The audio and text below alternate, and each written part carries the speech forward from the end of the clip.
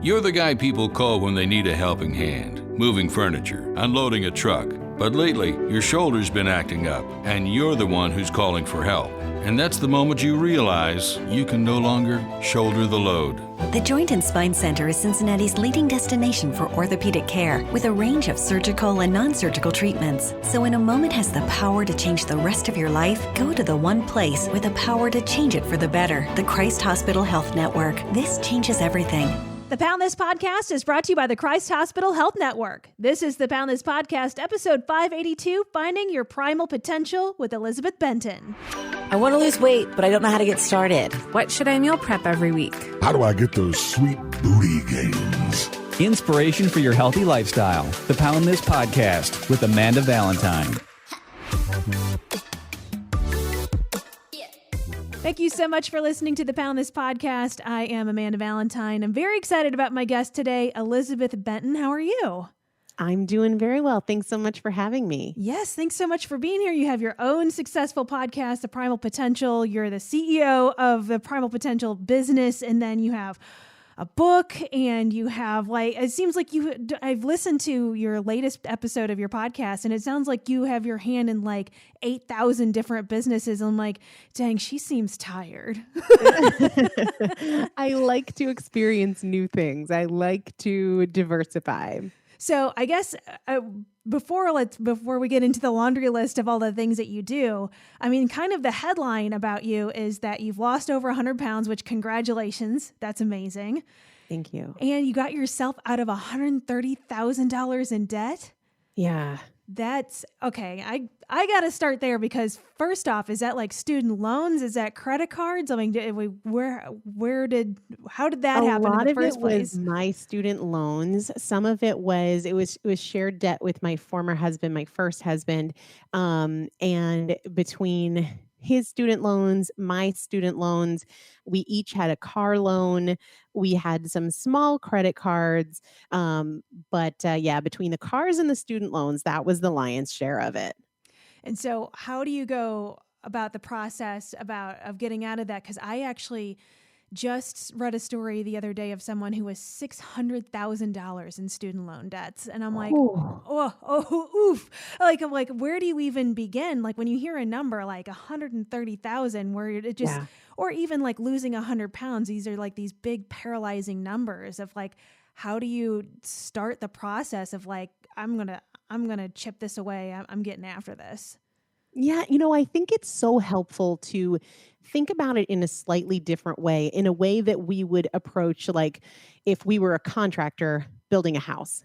In and of itself, it's oh God, I don't know where to start. There's so many things. We've got to clear the land. We've got to have a footprint. We've got to get permits. We've got to pour a foundation. It doesn't all happen at once. You just have to start with the first thing. And for me, getting out of debt, the first thing was, let's get all the information together. What do we owe? Where do we owe it? What is our minimum monthly payment? All of that data, we knew, we've got this debt, we've got that debt. I owe about this on my car. You owe about that on your car. But we never really understood the full impact. And what happened was I got really frustrated. We were making, I would call them average salaries at the time. This was years ago. And I hated the fact that when we got paid on Friday, that money was already spoken for. Mm-hmm. It wasn't oh, well, it's payday. What do we want to do? It literally was all already earmarked for things we had already purchased. And I hated that. It just felt like I'm working only so that I can pay for stuff that I already bought in the past. And there was very little sense of freedom, very little sense of opportunity or of exploring or enjoying life. And I just didn't like that. But first things first, we had to really understand, what does it all look like? And a lot of people avoid doing that. I remember there were months where I would avoid opening up the credit card statement because I just put a little bit here and a little bit there and oh God, what's it going to be? And I didn't want to see those numbers. But awareness is the first requirement for change. We've got to know what we're talking about, what we're dealing with. So we got all that in a very, very simple Excel spreadsheet, nothing fancy. And then we took the Dave Ramsey approach, Total Money Makeover. We started with the smallest one. And I remember the smallest one was around 270 some odd dollars that we owed on a random card to a store. And we didn't have 270 some odd dollars to just wipe that out. But one week it was $50. And the next week, maybe it was 70. Next week, maybe it was 20. But the initial first goal was not get out of debt, pay off 130,000. The initial first goal was eliminate this first 270 some odd dollar debt. And that's how we did it. And it's not a linear journey. It's not as predictable as we would love for it to be. We can't map it out and expect things to go perfectly, but that actually taught me a lot that I needed to know and would need to know for weight loss and for business and for so many other things. Yeah, because I mean, I know in my own experience with weight loss, that's, because I yo-yo dieted for over a decade, and then it just got to the point of like, I have to stop thinking I have to lose over 100 pounds because it's this mountain that you feel like you can never climb. So I just think that's, as you hear you talking about getting rid of your debt, of like, oh, that's just such the perfect metaphor of like losing weight too, of like, let's just take it one little step at a time here. Right, because you don't lose 100 pounds at a time. That's not how it works. Just like you don't get out of debt $100,000 at a time. And when we think about it that way, we overwhelm ourselves unnecessarily. Not because the project is so big, but because our perspective on it is so big. So if we just notch it down a little bit to a small goal, we can eliminate all of our sense of overwhelm. That is a function of perspective. So how long were you into your journey of becoming debt-free when you started your weight loss journey?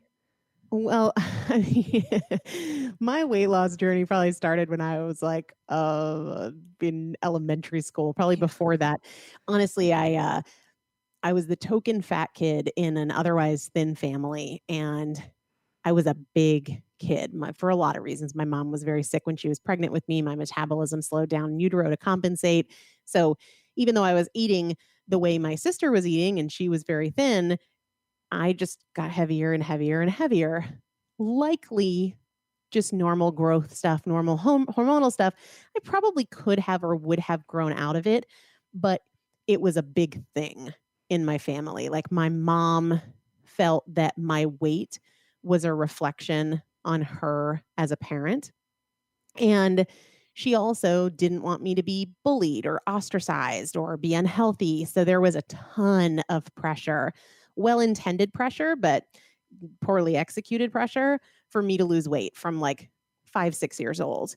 So I was in that binge restrict cycle before I even knew that was a thing, like decades before I even knew that was a thing, because I knew mom was super controlling of what I ate. So if mom wasn't looking, I would eat a box of Chewy granola bars, as like a 4-year-old. And that got worse over time, but not without this sense of desperately wanting it to change. I was acutely desiring to lose weight from my earliest memories. So there were, I was in Weight Watchers as a 7 or 8-year-old. I had a nutritionist as a 9 or 10-year-old. So it started really young, but it was always about food and aesthetics. It was never about me and tapping into what my body really needed. It was never about self-care. It was never about intuition or anything like that. And so I just got heavier and heavier and heavier despite tons of dieting through my middle school years, high school years, early 20s. And then I actually think that the hyper focus on debt was a result of sheer exhaustion in trying to lose weight and not doing it. And just like every absurd crash diet and restart and fresh start. And, I was just super depressed. I weighed over 350 pounds. And I think I was just like, I can't do this. And I took all of that obsession with food and with weight, and I turned it towards debt. And like I mentioned a couple minutes ago, I think it was that process that really helped me improve my mindset around weight loss, because there was no single month that went according to plan in getting out of debt. Whether it was like, oh crap, we forgot that grandma has a birthday this month and we didn't account for that money in the budget, or I got a flat tire, or we got a tax refund in the mail, or whatever it was. No single month went according to plan, and yet that didn't keep us from making progress. Whereas with food, I always felt like, screw it, I blew it, I'll have to start over. I might as well just order pizza and have ice cream because I broke the rules. And I realized through getting out of debt, it's not all or nothing. There's a range of options. There's so much creativity and possibility between all and nothing. And that helped me so much. There was just so many things that really started to get my mind right as I was getting out of debt. So there was a little bit of overlap, but I would say maybe 70 to 80% of the way through getting out of debt, I was like, okay, I'm ready for a different way to focus on food and health and all of those things. So how did that journey look like for you? Like once that light switch kind of went off, like what were some of the changes that you made in your own life? I started so small, because up until that point, it was always an extreme. It was always like a 180. Oh, I've had so much sugar for the rest of my life. I never need any more sugar. Like, I'm done with this. I'm going to be a totally different person tomorrow. Everything I had tried was so extreme. And I just decided to not be extreme. So I had a pattern and a habit for years at this point of going to Chick-fil-A for breakfast in the morning before work. And I would go through the drive-thru and I would get chicken minis, a chicken biscuit, and hash browns, and a large Diet Coke. When I started, it was like, okay, we're not saying we're going to stay home and have scrambled eggs and turkey bacon. We're going to go to Chick-fil-A and we're going to do the chicken biscuit or the chicken minis and the hash browns and the Diet Coke, but not both the chicken biscuit or the chicken minis. And honestly, it started with that kind of stuff. It started, I believe in the power of questions. I ask myself questions all the time. My book is all about questions, but I would ask myself, is it worth it? Because I found that I was eating a ton of stuff that really wasn't worth it, but it was in the perspective of, well, because I'm starting tomorrow with this super strict thing, I might as well. But I was eating stuff that wasn't amazing. So just that simple question, is this really worth it? What's the trade-off here? Can I wait? Do I have one more good choice in me? So it was those tiny, small changes. It was really increasing awareness. I was journaling every single day, and that journaling included but wasn't limited to, what am I eating? How much am I eating? How do I feel? How's my energy? How's my hunger? That sort of stuff. And that's really where it started, the smallest possible changes. I just think that's amazing. I mean, that's so much of just mirroring my own journey too, where it was, I did the same exact thing. Plus I have a binge eating disorder. So a lot of the binging and of just eating stuff for what? It's not even that good. And it wasn't until like you're exactly what you're saying of cluing in and being like, how does this make me feel? How do I feel after I eat this? Like, is this sitting there and thinking about it before I just go and just do whatever, of like, I'm going to feel like garbage mentally and physically after, you make all those choices at Chick-fil-A. Like, is that how I want to feel 30 minutes from now? No. Well, how can I change that? Because I have the ability to do it. And it's kind of like when you give yourself that your own power to make that decision, rather than a book or a diet plan telling you what you have to do. You're like, oh, well, I did that by myself. I made that own decision and I'm figuring out my own life. At least for me, that was this magic key of like, oh, well, I can do this. I don't need somebody to tell me how to do this necessarily. Like I just need to pay attention instead of just do whatever I've always done. So, yeah, and that paying attention piece of it, what I recognized is that because of the mindset I had around food of like, well, since I'm not eating clean today, everything is an option and I might as well shovel in all this crap. I was eating a lot of things that I wasn't really enjoying, but more than that, I wasn't paying attention while I was eating. So that Chick-fil-A breakfast, it wasn't like I was sitting down at my desk when I got to work and like, oh my gosh, this chicken is so good. This biscuit is so buttery, blah, blah, blah. No, I was housing it while I was driving. So I wasn't even really enjoying it. And I started to ask myself, like, if this is really worth it, can we like pause for a minute and really savor it and really enjoy it?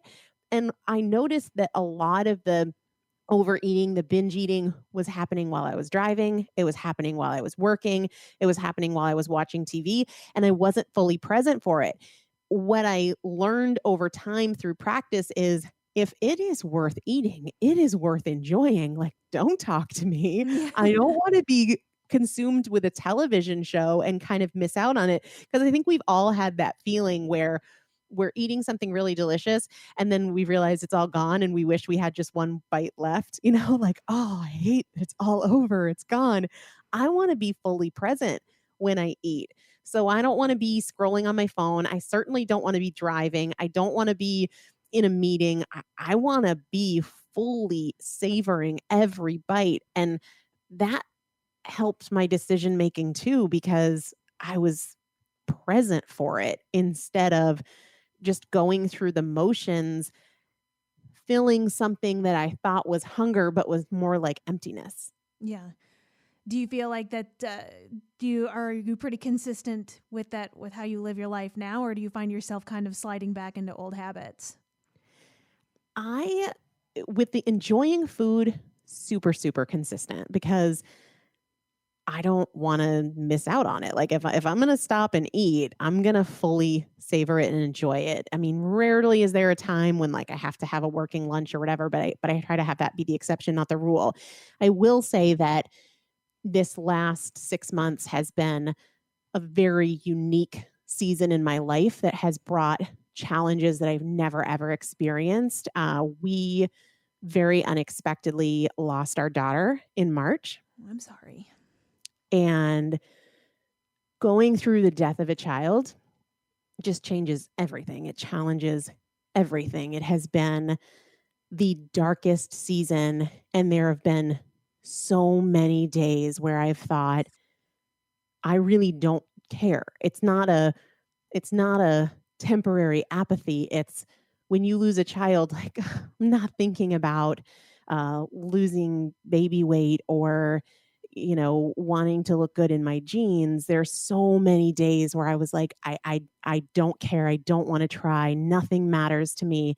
And I've had to really step up my skills. And I tell myself constantly that grief can ride with me, but it can't drive.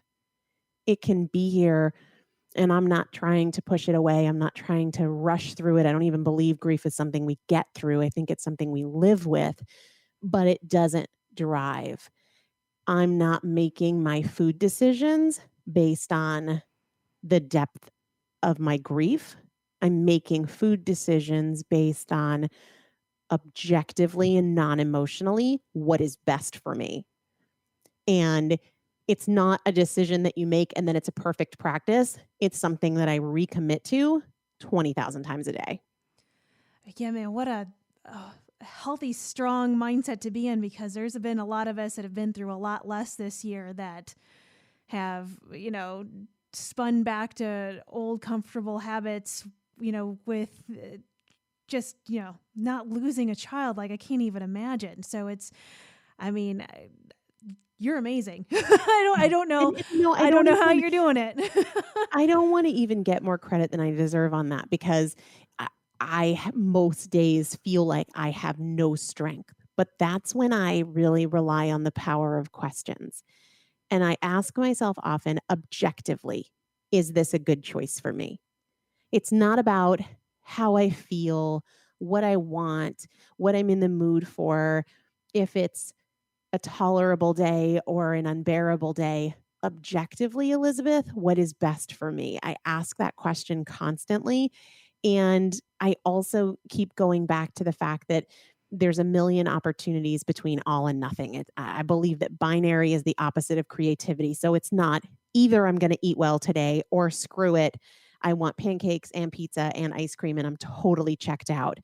But like what is a middle ground that I can live today where I feel like I'm really taking care of myself and I'm also giving myself a little bit of breathing room? What does that look like? And that practice, those questions don't come because you're in a hard season. They come because you did the work outside of a hard season. Those tools are still there when you're in the hard season.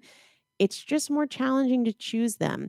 But I believe that we either participate in our own healing or we participate in breaking ourselves. It's one or the other in that regard. And losing a child is the worst thing that I have ever been through in my life by infinite amounts. And I just don't want to do anything that's going to make it harder or make it worse. And I know that food has a huge impact on our brain chemistry, on our mood, on our abilities to heal, on our abilities to connect, on our abilities to process, on our energy, on our sleep, on so many things. And I don't want to be the hand that makes this impossible thing worse. And I just keep coming back to that. It doesn't mean that I haven't had days where I'm like, yeah, I really don't care. Sure, let's have grilled cheese for dinner. But it is the practice of returning again and again and again to, okay, I have a choice in this moment. Objectively, is this the best thing for me? And I'm not looking to get a perfect score, but I'm looking to have a strong winning average. Yeah, that's just such amazing advice because, again, like I said, there's been people that have been through a lot less than losing a child this year. But this year, I think 2020 is wrecked a lot of people in a lot of ways. Yeah. And a lot of people are struggling saying like, how do I get through this? How do I get through every day? And how do I get through each moment? And for you, getting through already just a trash year with a really horrific event happening on top of that, you talking about the self-awareness and just, every decision and every moment, like that's, incredibly helpful to every single person right now that is, struggling through life. Yeah. Yeah. Every choice is a chance, right? We don't have to be perfect. I don't think there's any merit in beating ourselves up. I don't even believe in perfection. So when people say I wasn't perfect, but I'm like, why are you even bringing perfect into the conversation? It's just a figment of your imagination. It's an ideal standard that you have invented. I'm trying to do a little bit better moment by moment. And perfection sounds really not fun anyway. Right? Like I say that to people all the time. People say like, I don't think I'm going to be able to go the rest of my life without sugar. Is that what you want? Oh, that would suck so bad. Yeah. Like, and it's cool if that's what you want, but like, that's not what I want. I want to be able to have an amazing cupcake every once in a while and enjoy the heck out of it and still feel great in my body.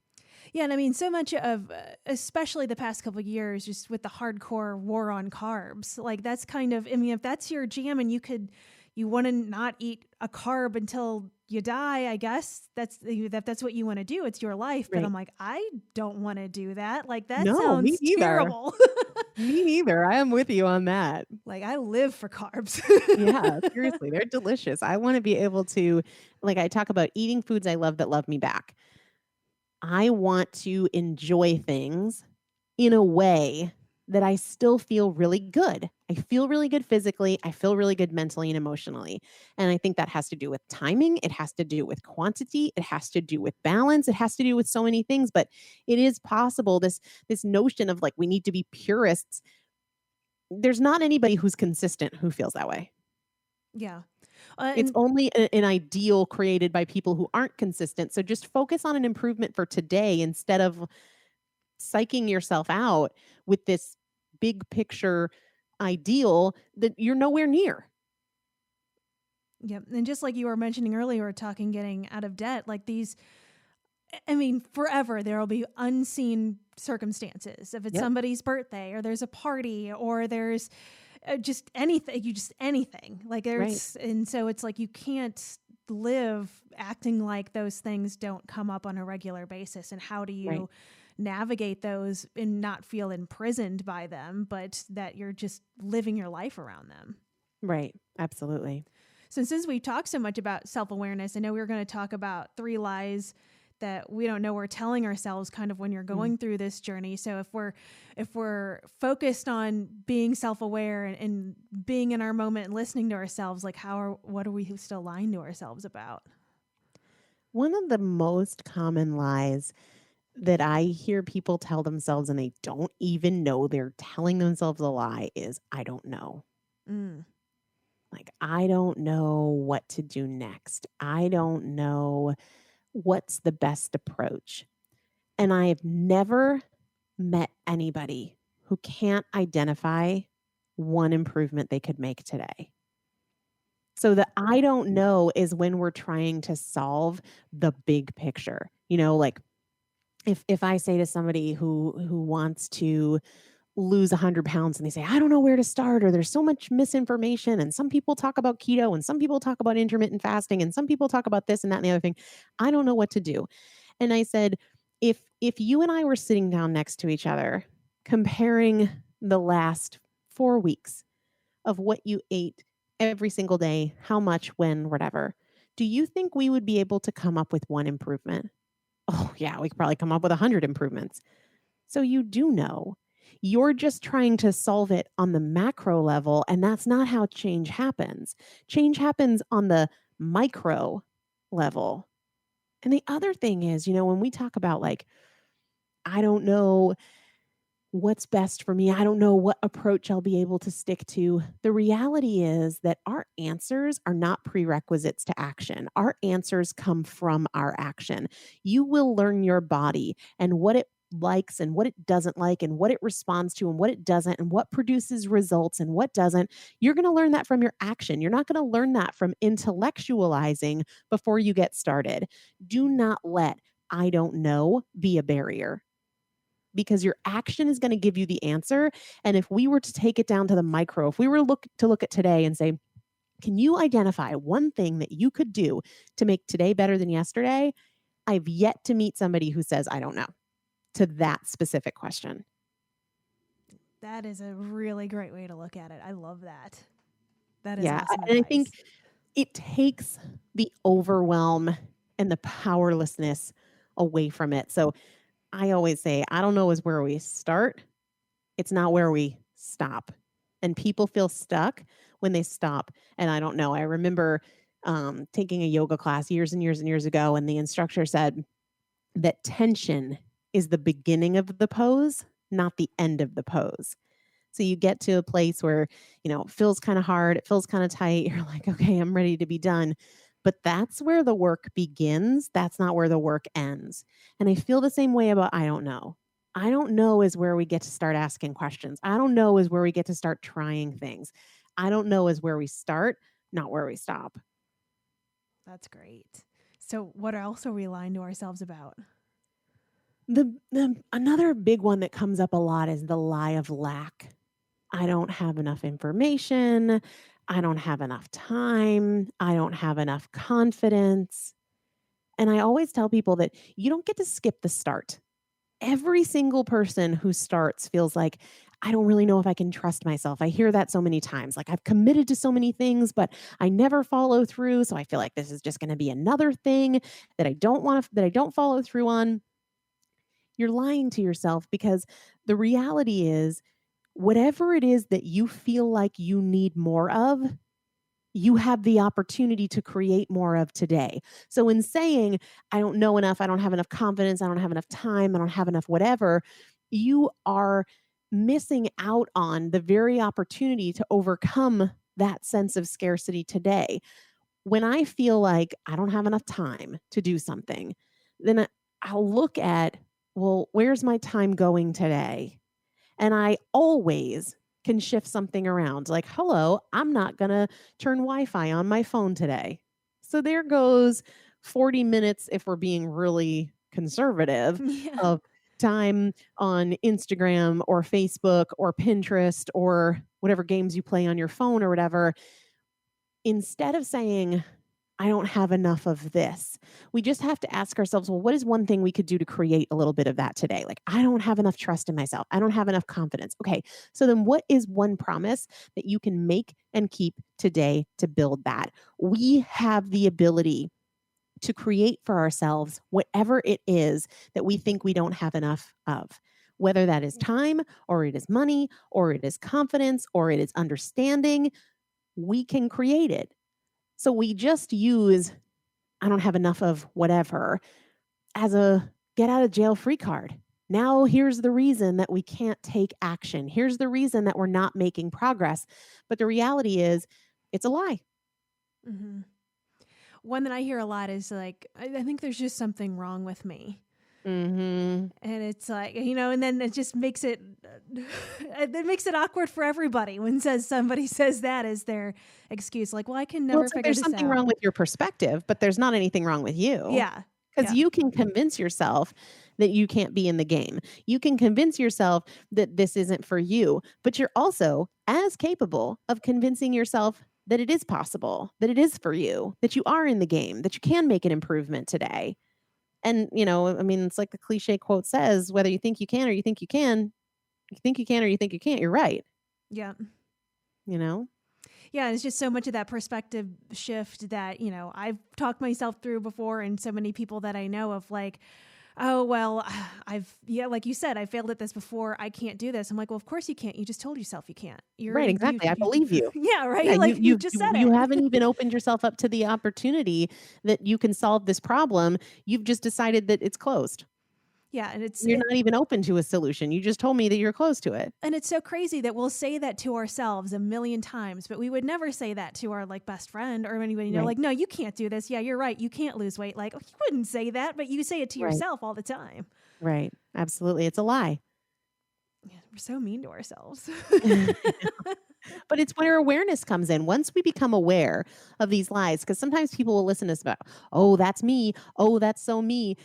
Well, great. Now that you can change it. It's not, oh, that's me and I'm stuck here. You're not stuck anywhere. We are not limited by who we've been yesterday and what we chose last. We are free in this and every moment to show up differently. So even if you identify with these stories and you say, oh, I tell myself that one, great. That does not mean that you need to continue telling yourself. And once you have that awareness, you get to ask, okay, what else is true? What's another perspective on this? Yeah. That's great. So what else? There's two lies. What's the third one? The third one is the lie of fear. And I call this more of an incomplete truth than an outright lie. I think a lot of times we look at one very narrow corner of the truth. And I always use the example, like if I had you come into my office and stand in the corner, and just standing in this one little corner of my office, if I were to ask you, what color is my office? You would say white. And you're not wrong. What you see is white, but you're only looking at one piece of it. And that one piece does not reflect the full picture. There's a children's book. I don't know if you've ever heard of it. Have you ever heard of the children's book called Zoom? No. So it's a picture book.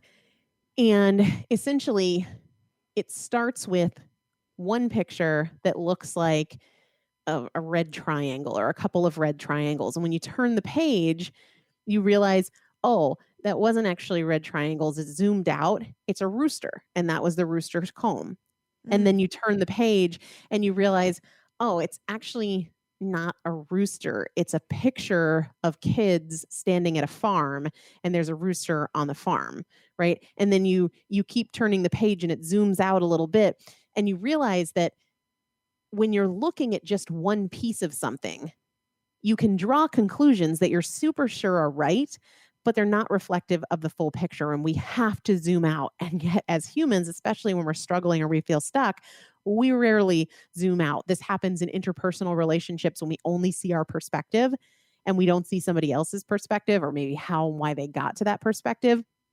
We're sure we're right and therefore everything else is wrong. But if we were to zoom out a little or a lot, we would see an entirely different picture. And I think that is very, very true when we talk about fear. Fear of failure, fear of judgment, fear of giving up, fear of quitting. Yes, when we look at just this one convenient sliver of the truth, that fear is justified. But there is so much more to the picture. So we're lying to ourselves by focusing on an incomplete picture, an incomplete truth, something that is familiar but not complete. And the bigger picture includes everything that is to come, includes all of the resources that are available, includes all of your potential that you haven't tapped into yet, includes all of the perspectives that you haven't considered because you've been so focused on the problem that you haven't opened yourself up to the myriad of options that live in the solution. So I work with people a ton on what else is true? What have I not considered? What is the difference between the big picture and the piece of it that I'm looking at? And I think when we start to do that work, we take all the steam out of our excuses and out of our exceptions and our doubts and our delays. That's just all of the above amazing advice. And I mean, you're talking about working with people. Like, so how do you work with people? Do you do one-on-one? Do you do group things? Like, what kind of issues are you working with people to get through? So I work with people who want to create change in their life. And the reason that I don't specify this kind of change versus that kind of change, because I have people who come to me who want to change their careers, people who come to me who want to change their eating habits, people who come to me who want to change, their interpersonal relationships, anything in between. Ultimately, to make any change, we have to become better thinkers. If we think the way we've always thought, we're going to get the way we've always got. When people struggle, especially when it comes to food and weight loss, they are changing their approach. I'm going to start this new diet. I'm going to do this new 21-day this or that or the other thing. But the same thinking is creating the same excuses and the same drifting and the same doubts and the same delays and the same exceptions every single time. When we elevate the way we think, then it matters so much less what change we're trying to make or how we go about making it, because we're not running into the way we've always thought about it before that delivers the same results we've always created before. So I really help people elevate their thinking, and I don't work with people one-on-one. I have always done group stuff. Well, I used to do one-on-one, but I stopped years ago. We, for the longest time, had a program called the 12 Weeks to Transformation. We're putting that one into retirement. We're running our last session right now, primarily because I want to do things a bit differently in 2021, and I want to get my second book out into the world. So to be determined on how I work with people moving forward. But right now, it's my podcast. It's my first book, Chasing Cupcakes. And then I do... this is a little like weird and different, but I send out via text message what I call these daily mindset upgrades. And they're audio messages 7 days a week from me. They're usually between a minute and 2 minutes long that help you tactically today become a better thinker. So I send those out every day via text message. That's awesome. And so how often do you put a new podcast out? So now I'm doing 2 episodes a week. For about 5 years, I did 3 episodes a week, but now we're down to 2 episodes a week. Yeah, I used to do, I did 5 episodes a week for almost 2 years. And that's amazing. It's a lot. Yeah. That's why I'm like, that is a lot. And now I do 3. So I'm like that. Yeah, that's just, I feel you on putting the podcast up, but I think that's amazing with everything that you have going on of, doing the daily reminders. And I mean, I've never written a book, but that seems like a really super intense process. It is. I was like, all right, we need to make some more room in the schedule for me to get this book out into the world. Otherwise, it's not going to happen. So Chasing Cupcakes, the book, is on Amazon, right? Yep. Amazon, Audible, Kindle. Awesome. And then Primal Potential, the podcast, is just wherever you listen to podcasts. Anywhere you can listen to a podcast. Yep. Awesome. Well, it has been so amazing getting to know you. I mean, your story is just, I mean, I would hope that you're so incredibly proud of yourself, because that is a lot to accomplish, and then be able to take what you've accomplished and helping other people on their journey is just, I don't know, it's just that stuff like that blows me away of figuring things out and then bringing other people. And then I'm sure that the stories that you hear, people have read your book or listened to your podcast of how you affected or elevated their life. I mean, that's just got to be like the most rewarding job in the world, I would imagine. It's the gift that comes from the struggle, for sure. I am glad to know that my decades-long struggle was not in vain. Yeah. And I think that, and anybody listening to this podcast in particular, I think that you've probably unlocked a lot of doors and different ways of thinking for a lot of people, including myself. Like just the way that you describe the lies that we tell ourselves is that's, I don't know, that's just home run. Well, thank you so much. I really, really appreciate it. Yeah. And so Primal Potential, and I will put all the links in the show notes so people can go find you, subscribe, and good luck on the second book. Thank you so much. I appreciate it. All right, thanks. For info on health coaching and more, go to AmandaValentineBites.com.